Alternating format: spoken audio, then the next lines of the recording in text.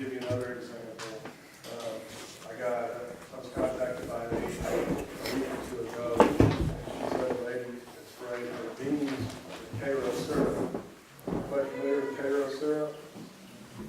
And so, first of all, she's interested in doing things organically, which is perfectly fine, and she's really against GMOs. Well, first of all, the Karo syrup is not a label of use. I don't know what she was trying to do with the Karo syrup that was beneficial. I've heard people add sugar to their green beans when they're cooking them, but I didn't know about doing it on the plant. And then the last thing that I hated to tell her was that more than likely the corn that was used to make that Karo corn syrup was GMO corn. And because it was non-label use, she couldn't sell the product. Now keep in mind, in extension, I'm never here to police anything. I'm not here to police it. It's still on you as individuals to make that decision. I can only encourage you to do the right thing as far as what's labeled. And you know, along those lines, it was something she found on the internet. And the internet has been one of the greatest things we've had come about, but it's also been one at the same time one of the worst things that have come about. And one of the problems I have is that people don't have a good filter. They have trouble filtering the good from the bad, or what's actually good information from what's junk information.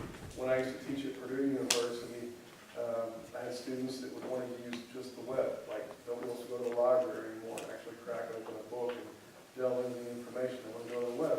Well, there is a lot of good information on the web. At the same time, there's probably just as much garbage on the web, too. So as a general rule of thumb, very general rule of thumb, there's no way I could write a laundry list to tell you what's good and what's not good.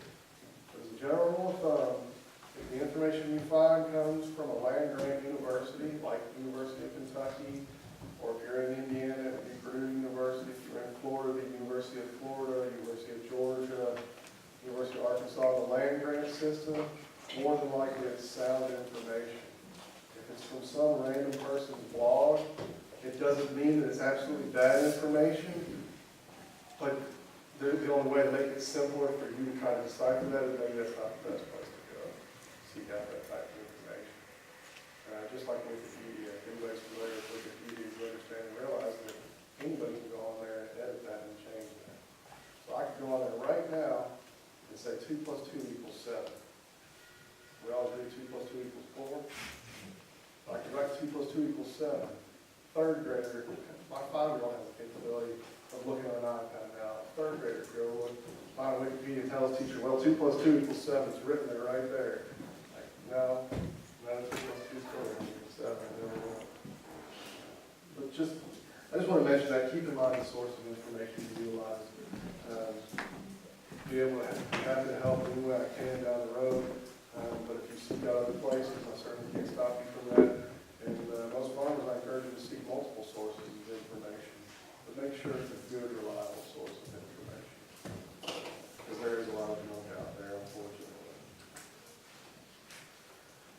We touched on pre-harvest interval, caution words. Let's touch on organic pest management. So you have practices and treatments that are either approved, regulated, or prohibited. So approved practices for pest management, things like crop rotation, not planting the same crop in the ground. And maybe I should be more specific. If you plant tomatoes one year in that spot, and you plant peppers the next year in that spot, is that crop rotation? No. No, it's not. Tomatoes and peppers are in the same family. And to be perfectly honest, there's many disorders, diseases, issues which go across vegetables. When I say rotation, I mean rotation out of the vegetable crop, it's your vegetable garden. So when I rotate with vegetables, when I worked in Indiana, we would go corn, soybeans, vegetable crop, basically. Because grain corn and soybeans generally share a lot of the same disease and insect issues that the vegetable crops do. Again, I know it's not easy for some people to rotate, or maybe the garden is a raised bed, so it's not something that you want to do. But rotation is usually for soil-borne issues, and that's what we're trying to do, but it can also be related to foliar issues as well.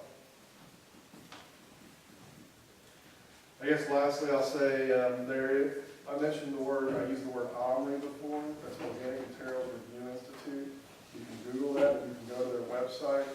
The Omri website has lists of what's organically approved and what's not organically approved, if in fact you want to pursue the organic or not. With that, if you have any questions, I'll be